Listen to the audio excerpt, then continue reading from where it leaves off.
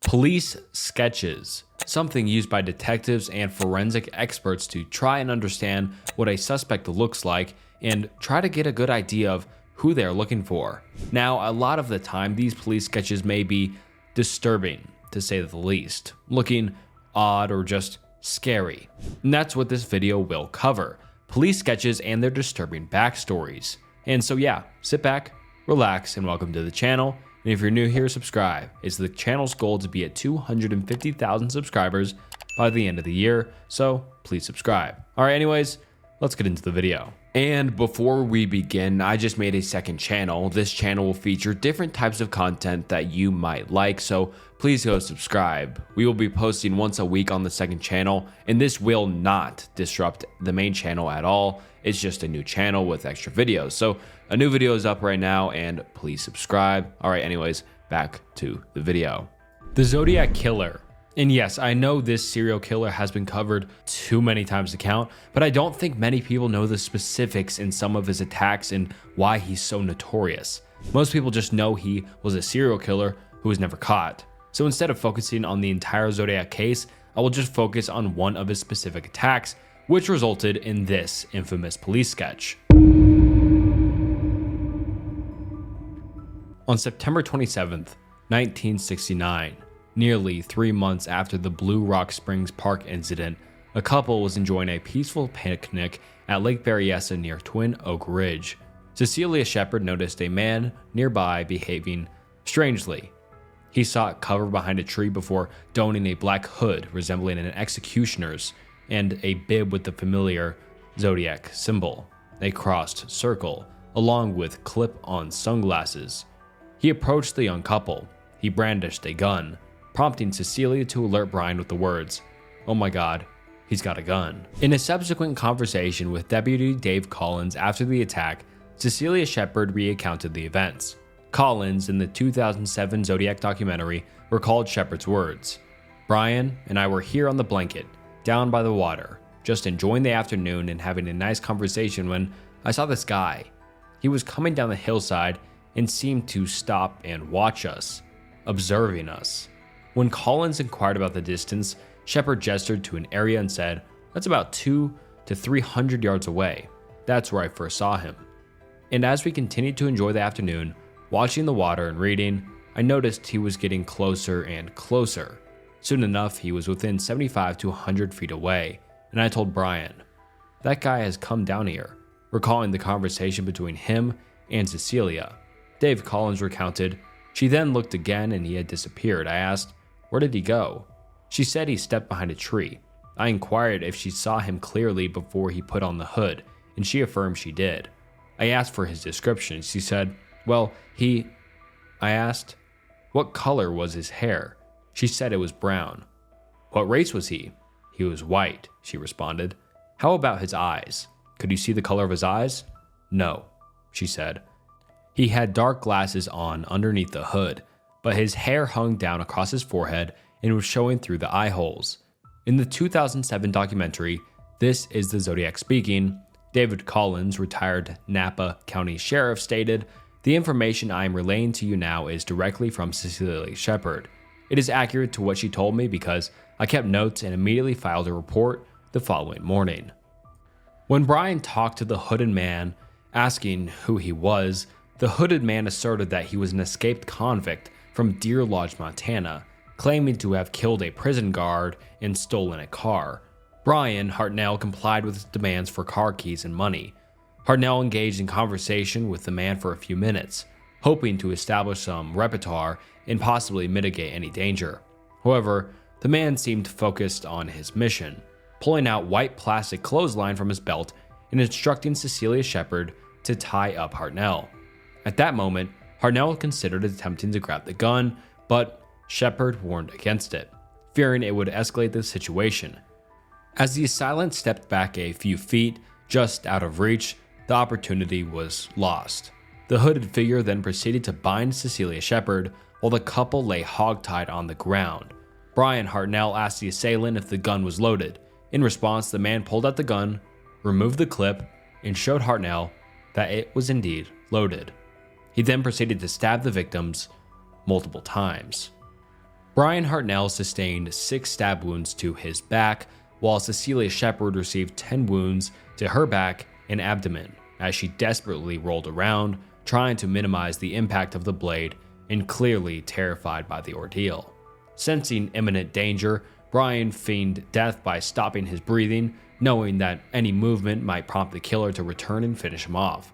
Fortunately, this tactic of not breathing worked, and the assailant halted his attack, walking away into the distance, back up the hillside trail.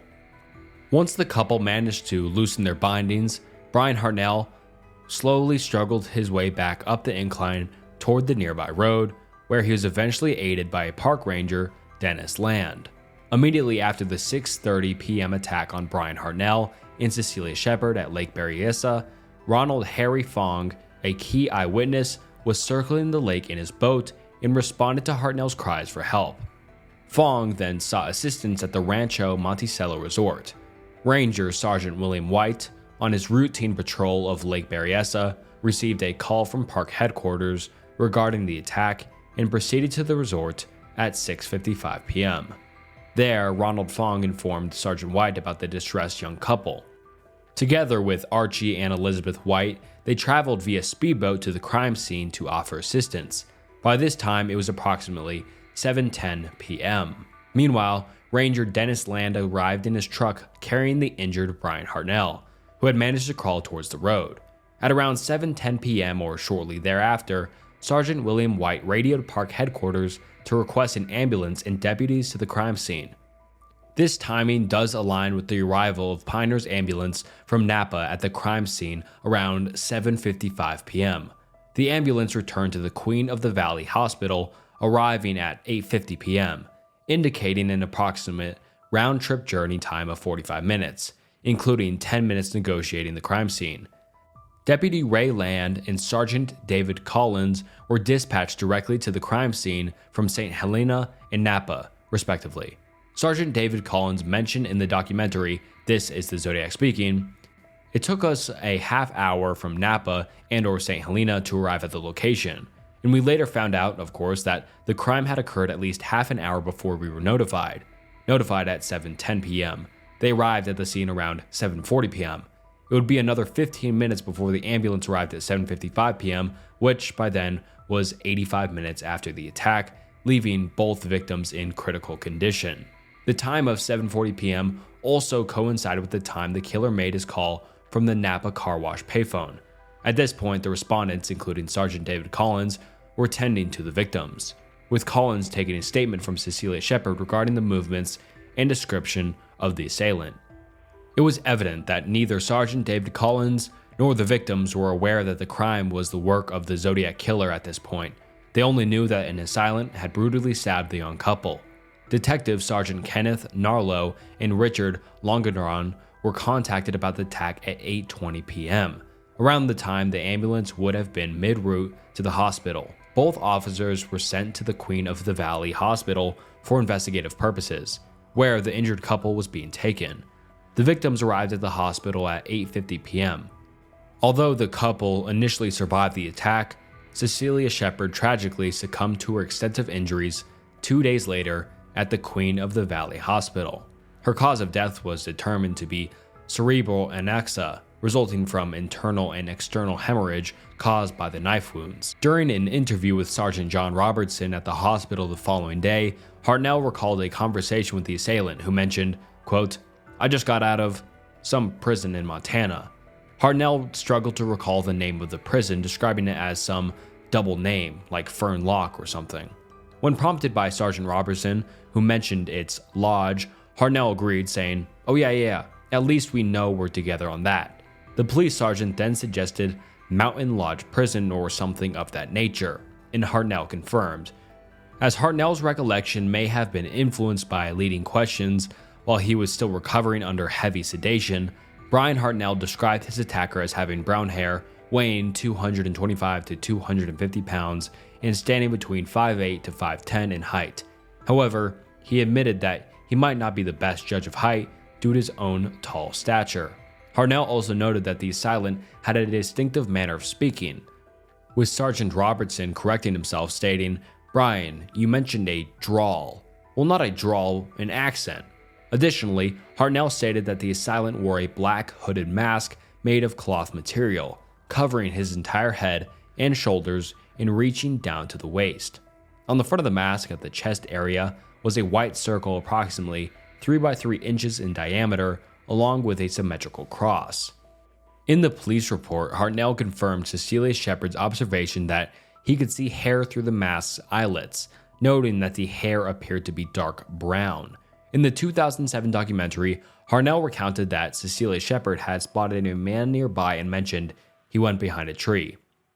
He also remarked, "I'll tell you another thing that probably made me think that it was somebody over there. It wasn't an improved park site. There wasn't a regular established bathroom, so if you had to go to the restroom, you'd just kind of get out of eyeshot of whoever you were with or go behind a tree like that." Cecilia Shepard was still conscious when Deputy Dave Collins arrived at the scene and informed him that her assailant was just maybe a little taller than you, maybe an inch.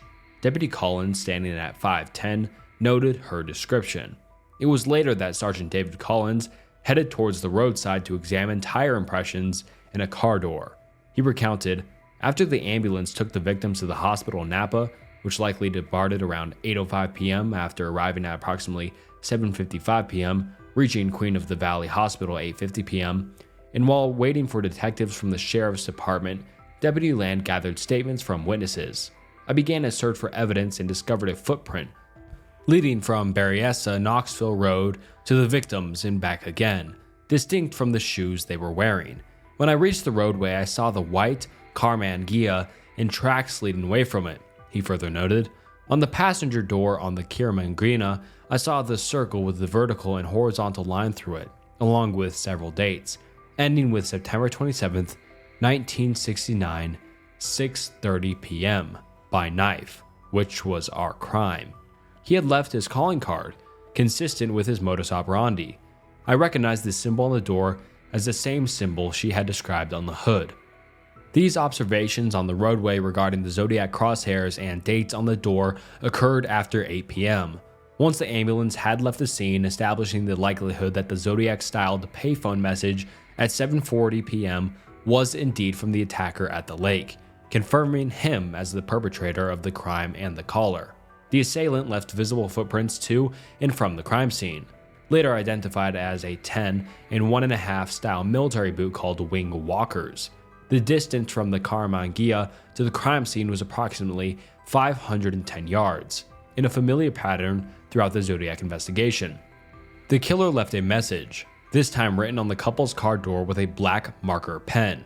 It read, "Vallejo, 12/20/68, 7/4/69, September 27th, 69, 6:30, by knife."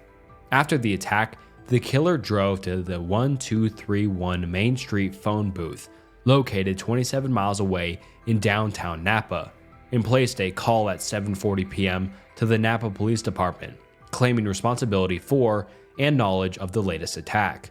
Relief Police Dispatcher Dave Slate took the call and heard the killer say, "I want to report a murder. No, a double murder. They are 2 miles north of park headquarters. They were in a white Volkswagen Karmann Ghia." After a brief pause, the killer added, "I'm the one that did it."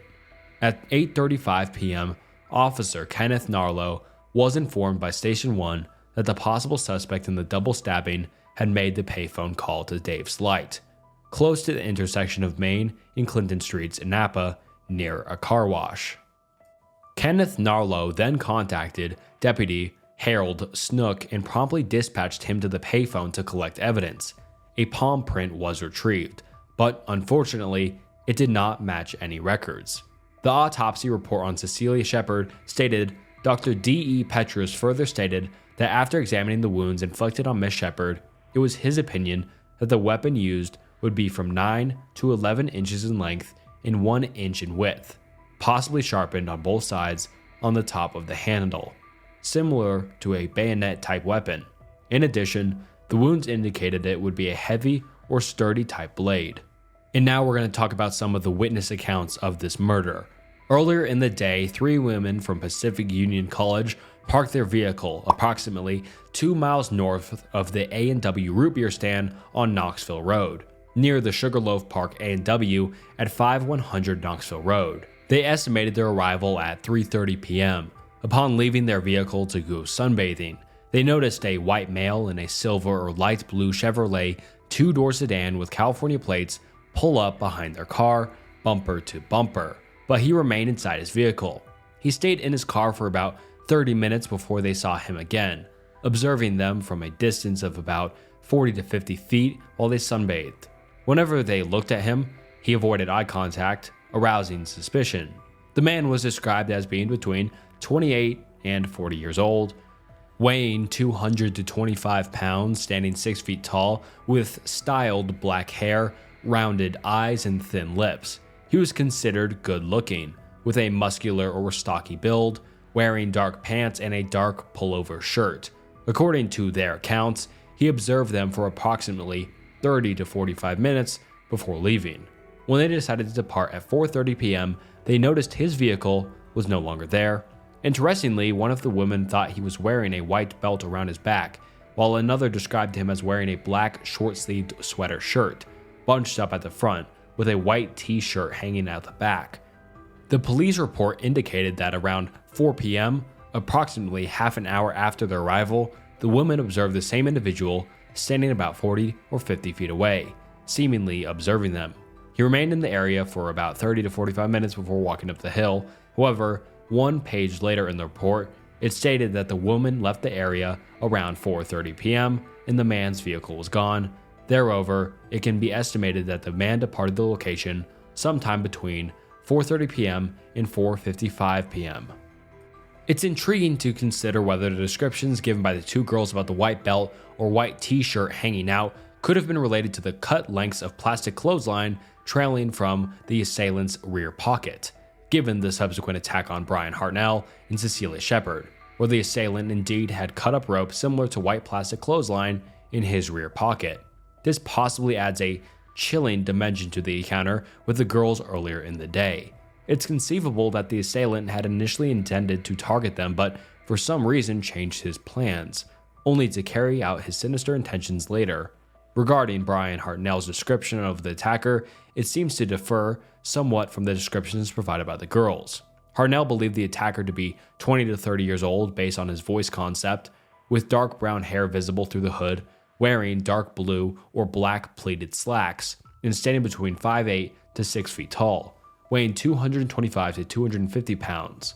Hartnell also noted that the presence of a knife in the case on the right side of the assailant's belt near the front of his trousers, along with cut-up rope in the assailant's rear pocket. Comparing the descriptions given by the girls, the first description aligns more closely with Hartnell's estimation of the assailant's height and build, but it doesn't mention the distinctive features Hartnell observed, such as the dark brown hair visible through the hood or the knife and rope. The second and fourth descriptions mention a similar vehicle in physical build but provide slightly different details about the assailant's appearance, especially in terms of age and hairstyling. Overall, while there are some similarities between the descriptions given by the girls and Brian Hartnell's observations, there are also notable differences, leaving room for interpretation and speculation about the identity and intentions of the individual observed by the girls earlier in the day. The police reporting and press coverage following the Lake Berryessa attack deliberately withheld key information about the crime to potentially validate any future contact from the killer. A portion of the car door and evidence containing the phrase "by knife" was covered over to conceal this detail. Similarly, media reports omitted this crucial information, as evidenced by a Tuscaloosa News article from October 17, 1969. Despite the Lake Berryessa attack being the most theatrical offering yet from the Zodiac Killer, he failed to acknowledge his involvement in subsequent communications with the San Francisco Chronicle, never detailing the stabbings at Lake Berryessa. However, the Zodiac Killer didn't delay his next act for long. Just 2 weeks later, on October 11, 1969, he callously murdered taxi cab driver Paul Steen in San Francisco. Following this final crime and murder of the taxi cab driver, he promptly resumed correspondence with newspapers, sending a letter to the San Francisco Chronicle just 2 days after the murder. Included in the correspondence was a blood-stained section of Paulstein's shirt, serving to validate the authenticity of the communication. This would mark the last confirmed murder attributed to the Zodiac Killer. And alright, that wraps up the police sketches with disturbing backstories video.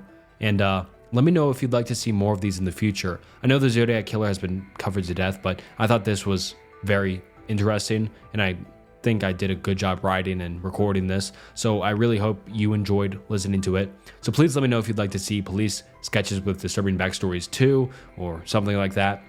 And yeah, let me know what you think about the video overall down below in the comment section, and if you'd like to see more, and all that jazz. Alright, thank you for watching. Like and subscribe, it helps the channel a lot. And until next time, see ya.